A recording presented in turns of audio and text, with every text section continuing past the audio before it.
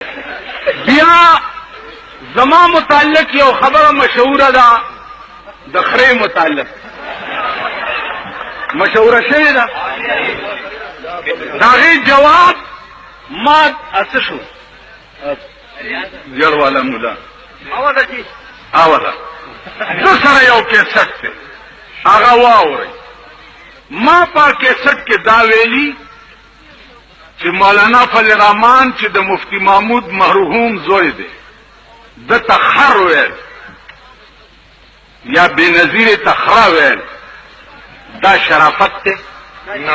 دا تهذیب دی ټیک شو دا انسانیت دی کدا ټکي ثابت شو چې ما کړی ګیره به کلام او پخره به سورېږم تکبیر او کنی نو د پخې ډلې بچیا نورې پراپیګنډې لګې دي چې تا ما پورې دا لکه وتړله نو ما ته چا وایي چې دا پخه ډمه څه ته وایي مال پخه ډمه د هیرمنډۍ ډمه د لاهور چا د وړوکوالي نه خرابوي دا هغه د پخې ډمې زوی نور څه په لاس نه درتله نو زما متعلق دې دا غلطه پراپیګنډه وکړه زه دومره کمینه او رذیل یم چې د داسې خلقو متعلق به زه دومره ناشایسته الفاظ وایم جګړې به کوم والله د مایې نه نیسم هر څه به کوم لیکن نازیبا الفاظ په جلسه کې ویل یا په تقریر کې ویل دا د انسانیت تقاضا نه ده پاتې شوه دا خبره چې مولیان ښځو پسې لاړ مولیان ښځو پسې لاړ دا چې څوک وایي هغې ته ووایه چې د صدر ایوب په وخت کې تاسو فاطمه جناح ښځه نه وه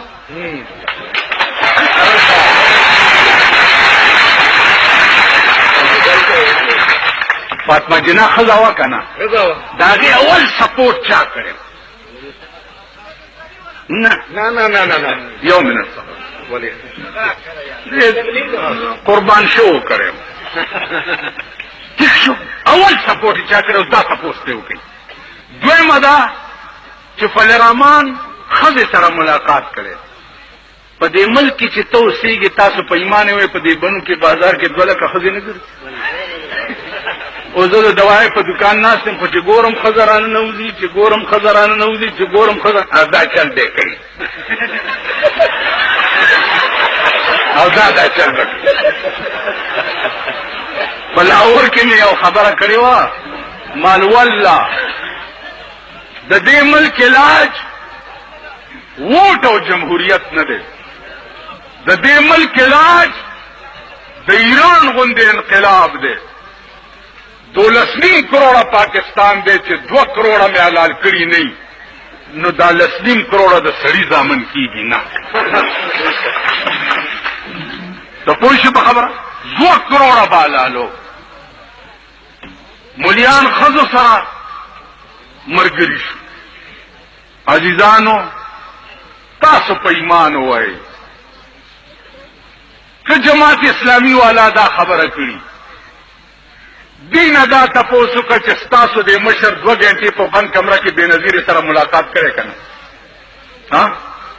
کړی دی که نه وکیله 2 غنټې فضل الرحمن خو داسې ملاقات کولو چې کیمرامینان هم ورته ولاړو ده په بند کمرې کې ورسره 2 غنټې ملاقات کړی که نه دی خو وګورئ کتار سے کې خیر دی کتار سے کې خیر دی نو زما ستا دا سنبی د ګډې د فلم پروت دی او زما د چیلۍ د هر وخت کاڼي لږ شرم وکئ او په دې ګریوان کې وګورئ بله ده چې ما پرون تا سره هم د مرګرتیا کوشش کړی تاسو دې ما ته مخامخ 3 شپې د چا په کور کې دا بات شوی او خبره چا نه منله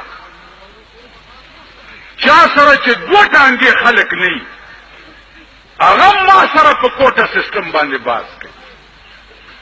2 ټانګې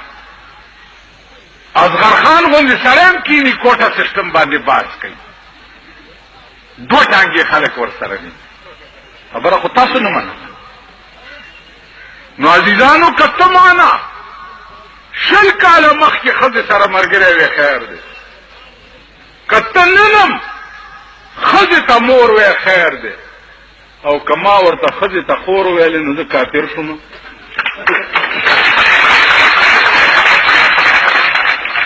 دی خو وګورئ، اگر چې زه د ښځو مزه ګوره سخت خلاف، اول به دا بې نظیره مړه کوم یا به په کور کې کښېنم، سخت خلاف. خو دا جواب ستاسو د دې پراپیګنډې کو چې ته که یو ښځه بربنډه ګرځي او هغې ته مور وی نو خیر دی، او که انما المؤمنون اخوتون باندې ما عمل وکړو نو زه پې کافر شوم. دی خو وګوره د ملا د ښځې لوی ملګری خو ملا دی، را پیدا نه چې ملا ورته په غوږ کې بانګ وایي. ملا چې تا ته نه ویلي چې قبوله کړې دې د ملا صاحب که نه ته دې ښځې ته نږدې کېدی شي؟ وایي چې ملا نه ویلې ور نږدې به شي. بیا دغه ملا دی چې حلالوي یې درته ملا، په غوږ کې بانګ ورته ملا وایي، جنازه یې درته ملا کوي، 200 قسمه طلاقونه دي، د هغې علاج درته ملا ښیي چې غلط شوې خطا شوې د خولې نه دې څه ووته. اصلي دوست خو د ملا دی د ښځې. ته خو یې ارامتوب دپاره ملګری